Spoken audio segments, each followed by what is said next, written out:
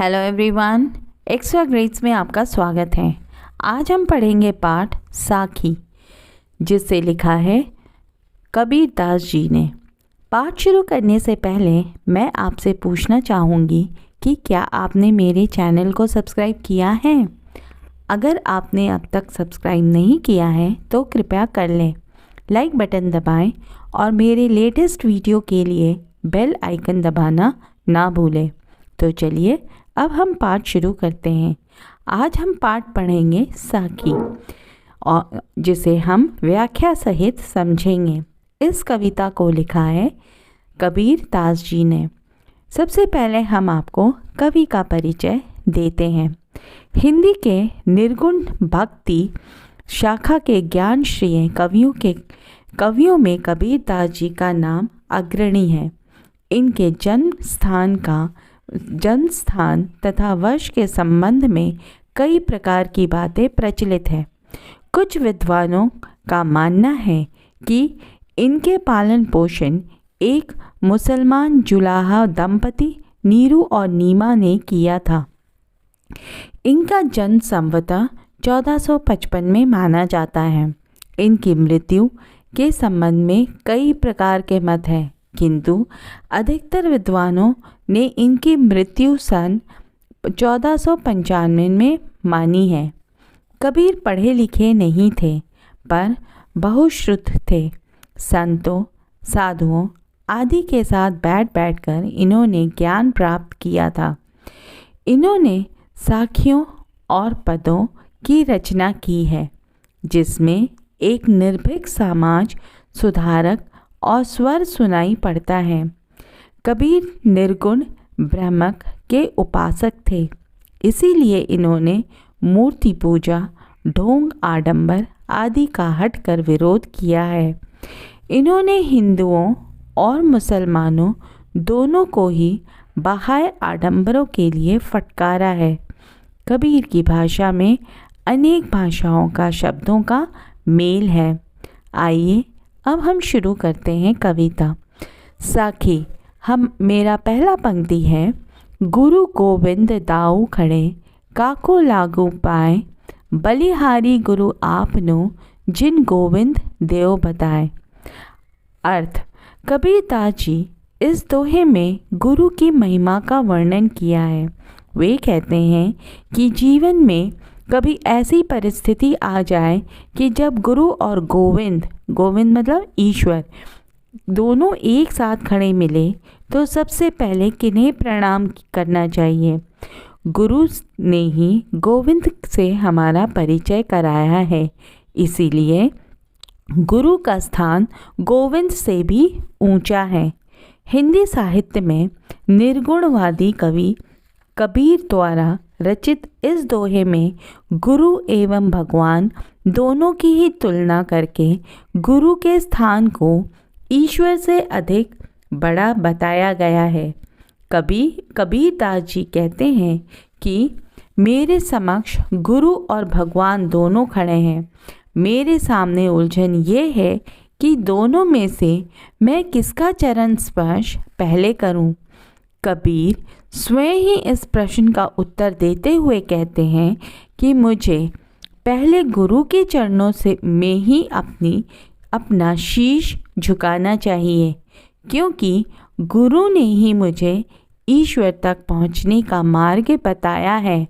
भाव यह है कि गुरु की कृपा से हम भगवान तक पहुंचते हैं, इसीलिए गुरु का स्थान ईश्वर से भी ऊंचा है। हमारा दूसरा साखी है। जब मैं था तब हरि नहीं, अब हरि है मैं नाही। प्रेम गली अति सांकरी, तामे दौना समाही। मैं का मतलब है अहंकार और सांकरी का मतलब है तंग। इस दोहे में जब मैं था तब हरि नहीं, अब हरि है मैं नहीं। कबीर दास जी कहते हैं, जब तक मन में अहंकार था तब तक ईश्वर का साक्षात्कार न हुआ, और जब अहम समाप्त हुआ तभी प्रभु मिले। जब ईश्वर का साक्षात्कार हुआ तब अहंकार संभवतः ही नष्ट हो गया। ईश्वर की सत्ता का बोध तभी हुआ, प्रेम के दैत्य भाव नहीं हो सकता। प्रेम की सकरी पतली गली में केवल एक ही समा सकता है, अहम या परम। परम की प्राप्ति के लिए अहम का विसर्जन आवश्यक है। संत कबीरदास जी कहते हैं कि जब तक मनुष्य में अहंकार की भावना होती है तब तक उसे ईश्वर का साक्षात्कार नहीं होता है। ईश्वर का वास वहाँ होता है जहाँ मैं मतलब अहंकार नहीं होता है। अहम और भगवान दोनों एक साथ नहीं रह सकते हैं। कबीर कहते हैं कि प्रेम की गली बहुत तंग है, उसमें अहंकार और भगवान दोनों नहीं रह सकते। भाव यह है कि अहंकारी व्यक्ति कभी भगवान को नहीं पा सकता है। अब हम चलते हैं अपनी तीसरी साखी के ओर और लाइन से काकर पाथर जारी के मस्जिद ली बनाए, जब चढ़ी मुल्ला बाग दे क्या बहरा हुआ खुदाए। काकर का मतलब है कंकड़। इस साखी में कबीरदास जी कहते हैं कि मैं अपनी सखियों के प्रचलित रूढ़ियों एवं आडंबरों पर गहरी चोट की है। इस साखी में कवि मुसलमानों के खुदा को याद करने या पुकारने का ढंग पर करारा व्यंग कर रहे हैं। वे कहते हैं कि कंकड़ पत्थर जोड़कर मस्जिद का निर्माण तो कर लिया गया, जिस पर चढ़कर मुल्ला बाग देता है, अर्थात अजान की आवाज़ देता है। कबीरदास जी प्रश्न पूछते हैं कि क्या खुदा बहरा हो गया है, जिसके स्मरण करने के लिए जोर जोर से चिल्लाना आवश्यक है। इस साखी में काकर पाथर जारी के का मतलब है कंकड़ और पत्थर जोड़कर इकट्ठा करके मस्जिद लिए बनाए, मतलब मस्जिद बना लिए हैं। ताते ऊपर मुल्ला बाग दे, मौलवी के द्वारा जोर जोर से घोषणा करना, क्या बहरा हुआ खुदाए। क्या खुदा बहरा हो गया है जो जोर जोर से घोषणा करना पड़ रहा है।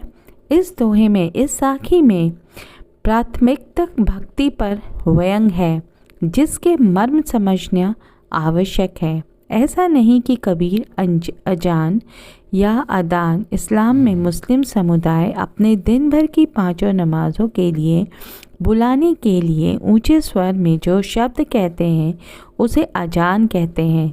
अजान कहकर लोगों को मस्जिद की तरफ बुलाने वाले को मुआजिन कहते हैं के विरोधी थे।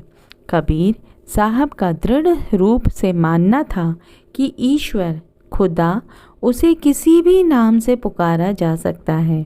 यह जीव के संग सदैव रहता है। उसे किसी मंदिर या मस्जिद में ढूंढना मूर्खता है। लेकिन कबीर जी बोलते हैं ने ऐसा भी नहीं कहा कि मंदिर और मस्जिद में ईश्वर है ही नहीं।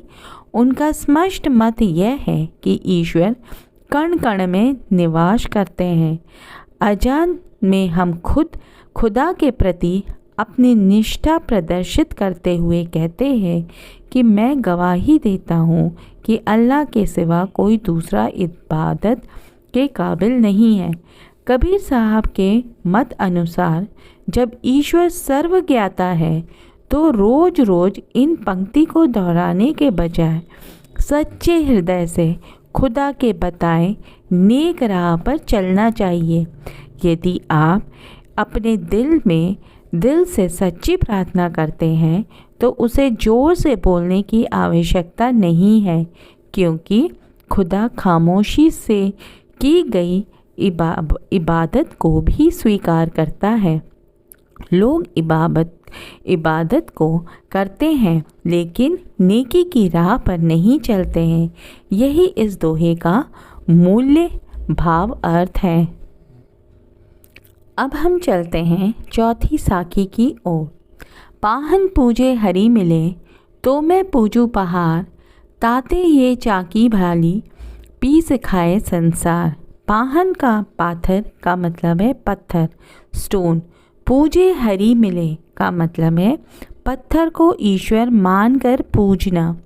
पूजू पहाड़, मैं पहाड़ को पूजूं जो कि बहुत बड़ा पत्थर है। ताते का मतलब है वनस्पति। जिसके घर की चाकी, घर में रखी अनाज पीसने की चाकी मतलब ग्राइंडर। पूजे का मतलब है उपयोग को समझना, डिवोशन या वर्शिप। पीस खाए संसार का मतलब है पत्थर की बनी चाकी से अनाज पीस कर लोग खाते हैं। इस दोहे का मतलब है स्वयं को प्रतीकात्मक भक्ति में व्यस्त करने के बजाय व्यक्ति को मन में निर्गुण परम ब्रह्म की उपासना करनी चाहिए। मूर्ति में भगवान है ऐसा मानकर केवल मूर्ति की ही पूजा करना और अपने आचरण में शुद्धता नहीं लाना भक्ति नहीं है। यदि पत्थर को नहीं पूजना है तो ईश्वर है कहाँ? ईश्वर विश्वास और श्रद्धा में है, सत्य आचरण में है। जो सत्य है वही ईश्वर है। मन की शुद्धता के बगैर पत्थर को पूजने से कोई लाभ नहीं होने वाला।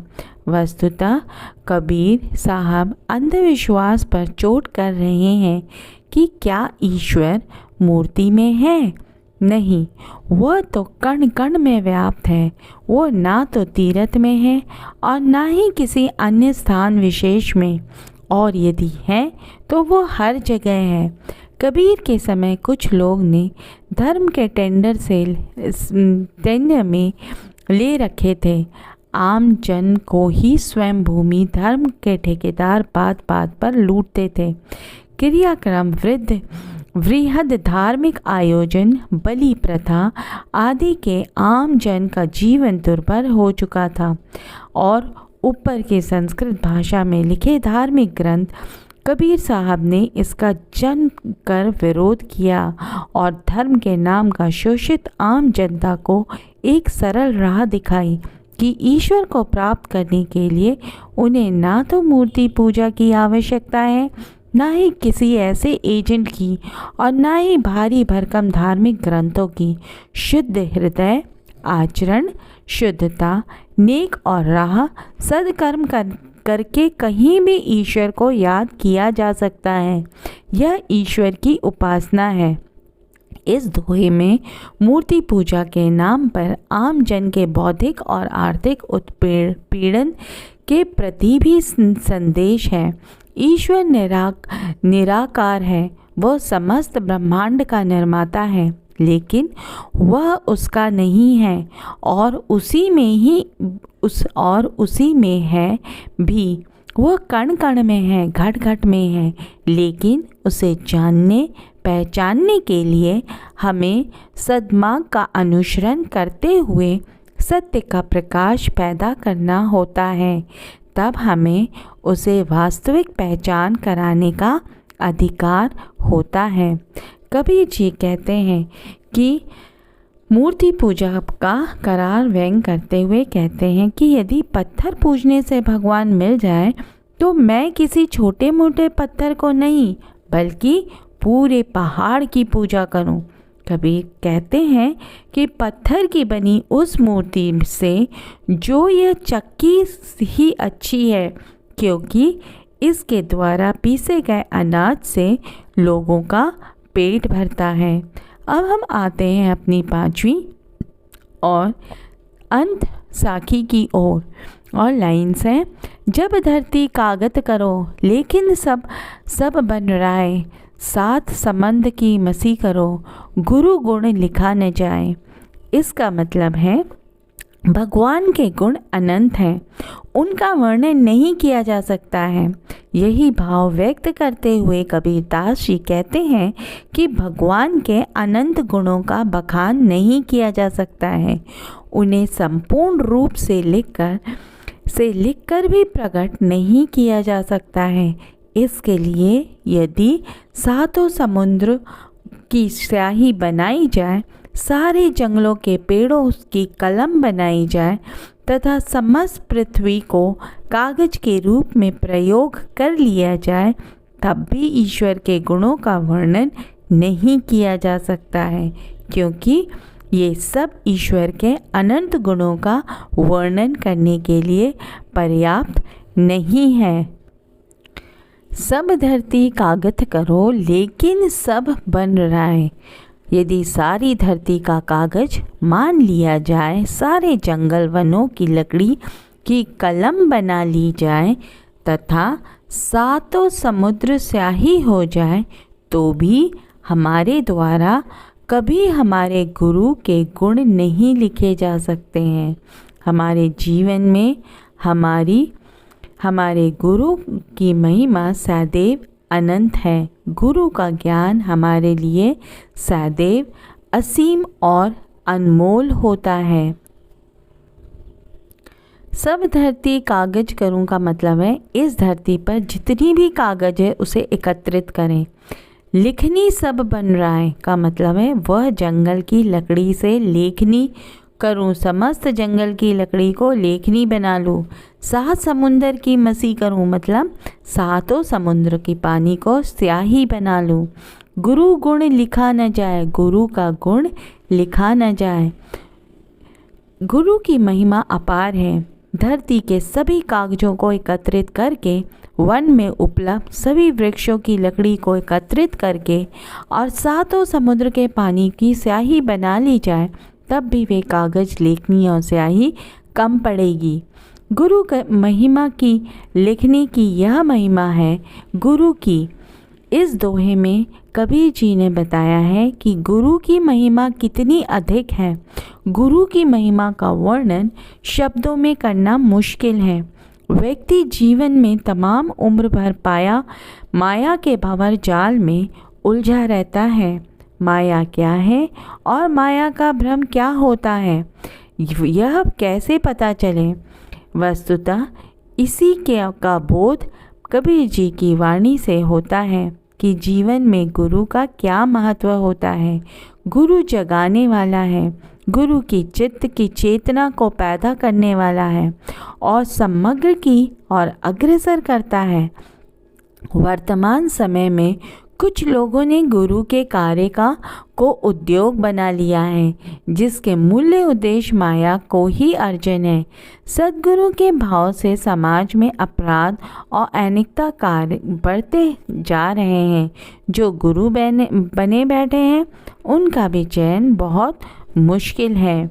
एक बात बहुत ही महत्वपूर्ण है। कबीर जी बोलते हैं, जैसे गुरु की महिमा का वर्णन किया है, वैसे ही गुरु की पहचान के विषय में भी बहुत कुछ बताया है।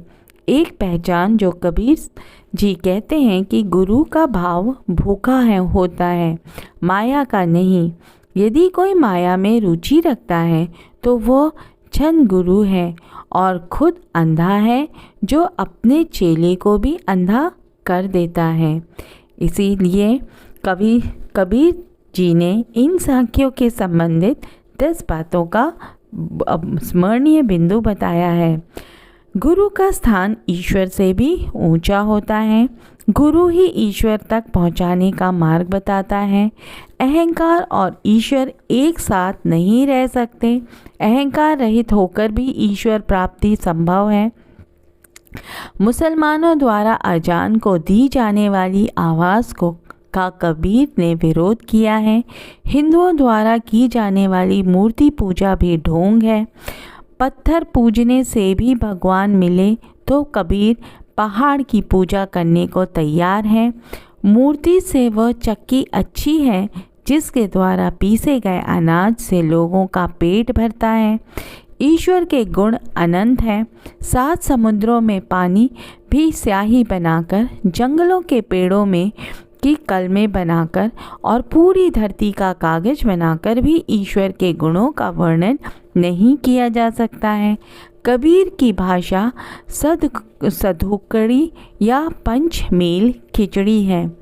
अगर आपको और ये साखी यहीं पर समाप्त होता है। अगर आपको यह वीडियो अच्छी लगी तो वीडियो को लाइक ज़रूर करें और चैनल को सब्सक्राइब करना ना भूलें। साथ ही बेल आइकन को भी दबाएं ताकि आने वाले हर एक वीडियो का अपडेट मिल सके। तो मिलते हैं अगले वीडियो में, तब तक के लिए धन्यवाद और वीडियो को अंत तक देखने के लिए धन्यवाद।